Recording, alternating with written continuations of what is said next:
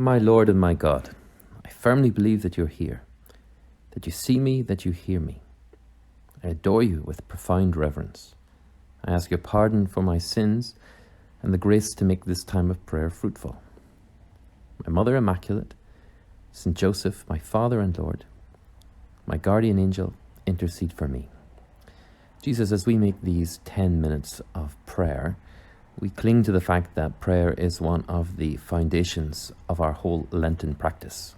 Prayer, fasting, and almsgiving. And maybe today we need a little bit of help in order to how to pray, or even just to recognize the effectiveness of prayer, especially in difficult situations, but even just in our everyday life. The Church sets before us today in the readings of the Mass the value of prayer. We have that beautiful line from the Gospel that ask and you will be given, search and you will find, knock and the door will be opened to you. This is an invitation that you make to us, Jesus, in order to pray well, to open our hearts to you, to be sincere. And as we try always in these moments of prayer, we hope that we will have that gift of sincerity, to open our hearts to you now in this time, but then our hearts will be open to continue to listen to you throughout the day. Now, the first reading from the Mass comes from the book of Esther, a beautiful book, a short book.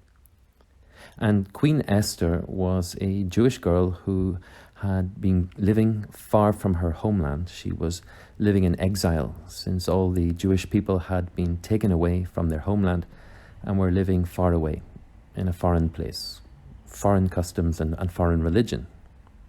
And like many people who live in that circumstance, the Jewish people just tried to get on with their life as best they could, to integrate in some sense into the local environment, but also to retain something of their own culture and faith and language in a place that was sometimes hostile and sometimes foreign to that. And the Jewish people were subjected at that time to a very great persecution, because the prime minister in this foreign land had taken it upon himself to seek to be adored like a god. And he was incensed whenever a righteous Jewish man called Mordecai, who was the uncle of Esther, would not bow before him and worship him.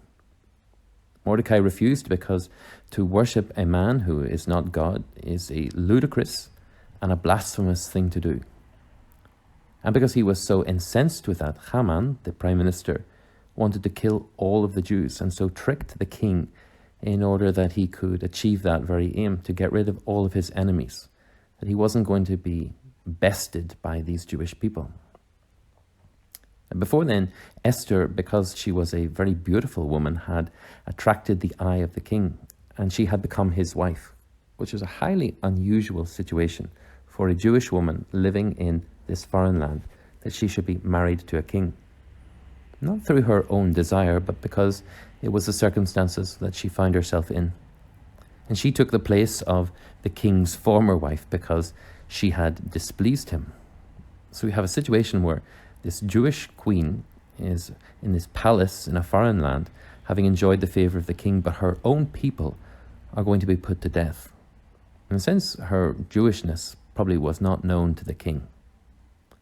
And she sees Mordecai, her uncle, one day outside of the palace, dressed in rags and looking very penitential because of all that was going to come upon his people. He was seeking the mercy of the Lord in order to save them from this desperate situation. And Esther is horrified to see Mordecai dressed in this state, but he tells her that what the situation is, that the Jewish people are going to face terrible destruction, and that she was in a valuable position in order to help them as the queen.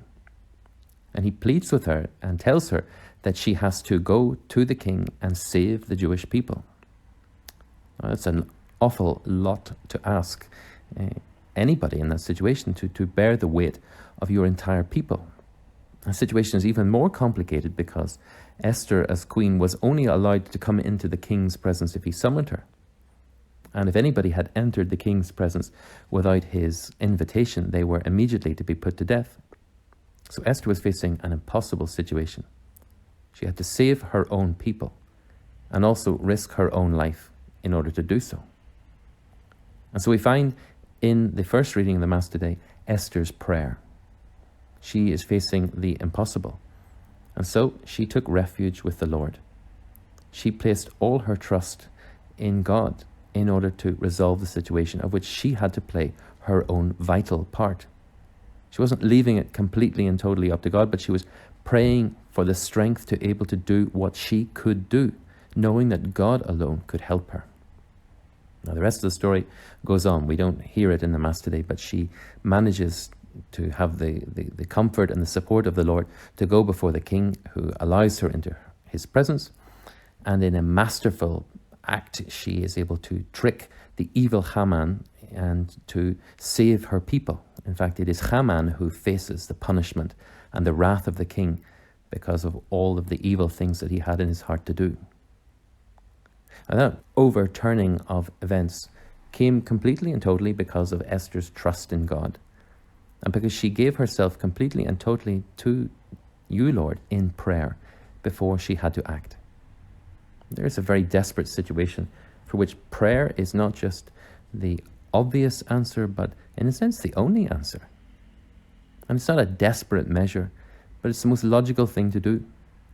When we're facing tremendous difficulties, prayer isn't the last resort. It's the most important thing that we can do. And Esther shows us that example beautifully in the first reading today. Now, the Jewish people always celebrate the feast of the saving of all of the Jews every year that we read in the book of Esther.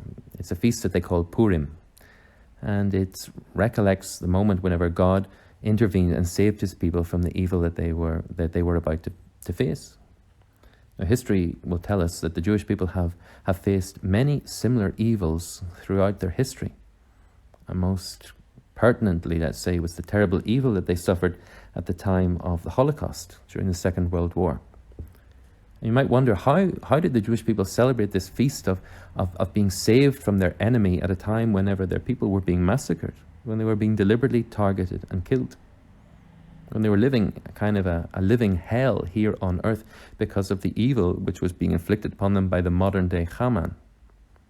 Well, there's a beautiful story told about Jewish people who were in a concentration camp in Germany. And one man realizes that they are on the evening before the feast of Purim, which is traditionally a very joyous feast when they celebrate a great victory. And he jumped out of his bed and he told all of the fellow Jewish inmates that they weren't to allow their hearts to be troubled by all of the darkness and all of the evil that was facing them. That the Jewish people had faced so many evils throughout their history, but that God had always intervened to save them, to help them, and to crush their enemies. And another man joined him in this fact to encourage and to inspire, and they prayed in that place. Now the next day, the commandant of the camp heard that when these men were praying, when they were encouraging one another, that they had spoken ill of Hitler. And they demanded that those two men should come forward and be punished for this terrible deed in their eyes. Well, they didn't come forward, and none of the other inmates were willing to give them up. Instead, the Nazis decided that they were going to punish them terribly, and so they forced the men as best they could to try and reveal their identities. And when they couldn't do that, they tried to pressurize all of the other inmates into giving them up, but they wouldn't. And so they forced the men to run throughout the camp whilst they whipped them and they shot at them. Now, many men were shot and many men were hit, but nobody died in that moment. And neither did they give up the identities of those two brave men who had encouraged their people and led them in prayer. And recalling the event afterwards, one of the Jewish men said that the great miracle of that feast was that they had the strength to pray, the strength to celebrate their historic victory, and know that they weren't going to give up the heroes in their midst. Now you have another situation of terrible evil, of terrible difficulty, but where prayer is not just the desperate measure, but is the logical thing to do.